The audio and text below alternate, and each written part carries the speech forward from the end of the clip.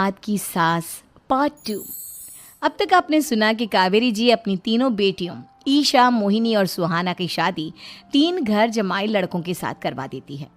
उन्हें लगता है कि ये लड़के शायद घर का कामकाज संभाल लेंगे, लेकिन उनके तीनों घर जमाई बहुत आलसी थे। वो नौकरी भी नहीं करते थे और बाहर का काम भी नहीं। कावेरी जी ने अपनी बेटियों से कहा कि वो प्रेगनेंसी का बहाना बनाकर अपने पतियों को सबक सिखाए। अब सुनिए आगे। मम्मी, आपने जैसा कहा था हमने वैसा ही किया, लेकिन देखिए ना, विवेक का हाल तो वैसा का वैसा ही है। घर में ना सुबह का नाश्ता बनता है और ना खाना। नौकरी पर जाने की बात करूं तो खाने को दौड़ते हैं मुझे। हाँ मम्मी, मैंने भी सुमित को कितनी बार कहा कि अगर नौकरी नहीं करनी तो कोई छोटी सी दुकान ही खोल लो। घर का खर्चा कैसे चलेगा? देखो दोपहर के 12 बजने आए और जनाब अभी तक सो रहे हैं। हाँ मम्मी, ईशा और सुहाना ठीक कहती हैं। अविनाश का भी यही हाल है। जब मैंने अपनी प्रेगनेंसी के बारे में कहा तो मुझसे कहने लगा, अरे दूसरी लड़कियां तो 9-9 महीने तक नौकरी करती है, बस डिलीवरी के टाइम छुट्टी लेती है। मोहिनी, तुम भी नौकरी करो। अब मुझे कहाँ नौकरी मिलेगी? मम्मी बताओ, अब मैं क्या करूँ?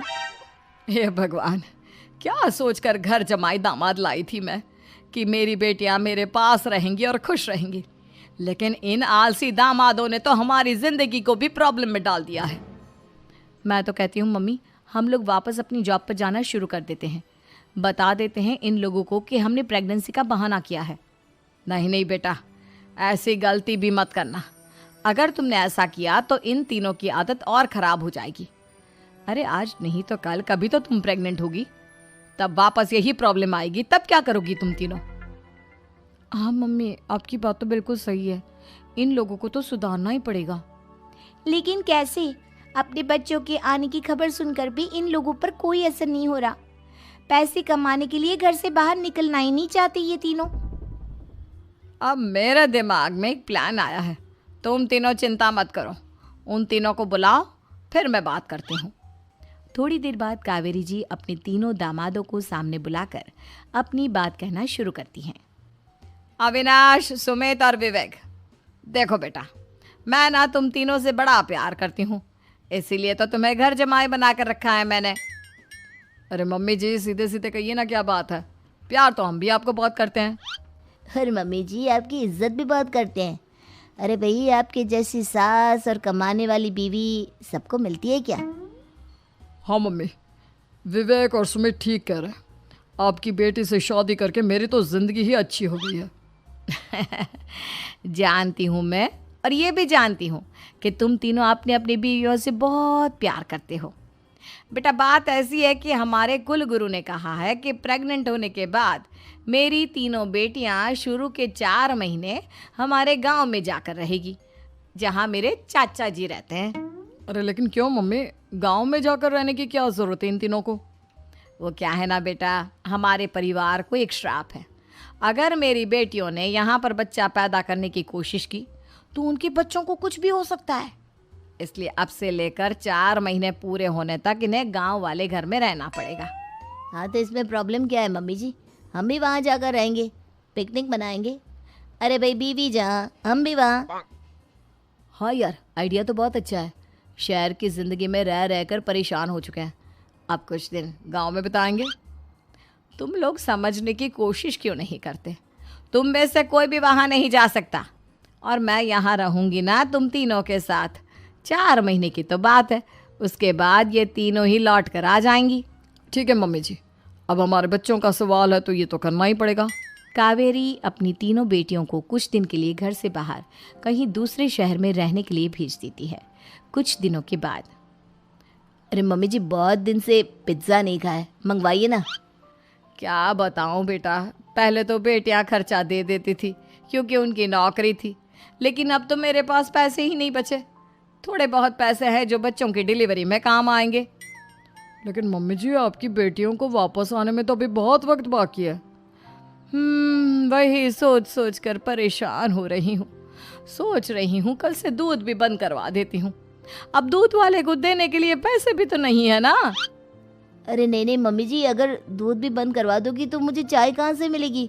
और चाय के बिना मैं तो मर ही जाऊंगा। क्या करूं बेटा, इसके अलावा हमारे पास कोई ऑप्शन नहीं है। मेरे पास पैसे ही नहीं बचे। इस तरह कावेरी जी धीरे धीरे अपने तीनों दामादों को पैसे देना बंद कर देती हैं और घर में खाने पीने की चीजें लाना भी बंद कर देती है। अब वो तीनों बुरी तरह से परेशान होने लगे थे और इसलिए एक दिन तीनों प्लान करके घर से बाहर निकलते हैं और बाजार में जाने के बाद यार अच्छा खाना खाए हुए कितने दिन हो गए, पता नहीं कब अच्छा खाना मिलेगा। हमारी बीवियों के जाने के बाद तो हमारी हालत भिखारियों जैसी हो गई है यार। कुछ भी हो, मुझे तो आज पिज्ज़ा खाना ही खाना है। जेब में 1 रुपया नहीं और पिज्जा खाएगा, कहाँ से आएंगे पैसे? अरे देख वहाँ सामने बोर्ड पर क्या लिखा हुआ है, कंप्यूटर पर काम करने के लिए एक आदमी की आवश्यकता है।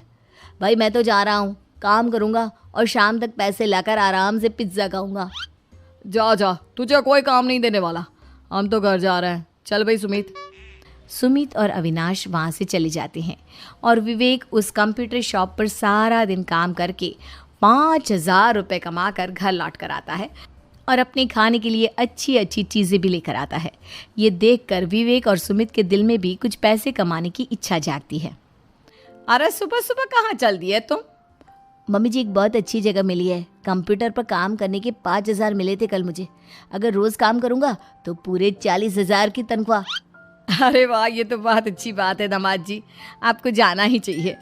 सुमित और अविनाश विवेक को इस तरह तरक्की करते देखकर परेशान हो जाते हैं और वो दोनों भी काम की तलाश में निकल पड़ते हैं। धीरे धीरे उन दोनों को भी काम मिल जाता है। अब कावेरी के तीनों दामाद छोटी मोटी नौकरी करके अच्छा पैसा कमाने लगे थे। एक दिन कावेरी उन्हें अपने पास बुलाती है। अरे वाह, विवेक 40,000 कमा लेता है, अविनाश 60,000 और सुमित तुम भी 40,000 के आसपास कमा ही लेते हो। कुल मिलाकर तुम अच्छे खासे पैसे कमा रहे हो बेटा। हाँ मम्मी जी, बहुत मज़ा आता है जब महीने के एंड में मोटी रकम हाथ में आती है। पूछिए मत मम्मी जी, घर में रहकर रोटी बना बना कर औरतों जैसा महसूस होने लगा था मुझे तो। हाँ बेटा, तुम तीनों की बात तो बिल्कुल ठीक है और जानते हो अब तुम तीनों की पत्नियां भी वापस लौट कर आने वाली है। लेकिन मम्मी जी अभी तो उन्हें गए सिर्फ 2 महीने हुए हैं, आपने तो कहा था वो 4 महीने के बाद लौट कर आएंगी। ऐसा कुछ नहीं है बेटा, मैं सिर्फ तुम तीनों को सबक सिखाना चाहती थी कि आदमी घर में बैठकर बीवी की कमाई खाता हुआ अच्छा नहीं लगता। इस दुनिया में हर इंसान को मेहनत करनी चाहिए, काम करना चाहिए, चाहे वो औरत हो या आदमी, ताकि अपने परिवार को संभाल सके। कावेरी की बात सुनकर उन तीनों को अपनी गलती का एहसास होता है और कावेरी उन्हें सच बता देती है कि ईशा, सुहाना और मोहिनी शहर में ही कहीं दूसरी जगह रह रहे थे। शाम के वक्त उन तीनों की पत्नियां लौट कर आ जाती है और कावेरी जी का परिवार एक खुशहाल परिवार की तरह रहने लगता है।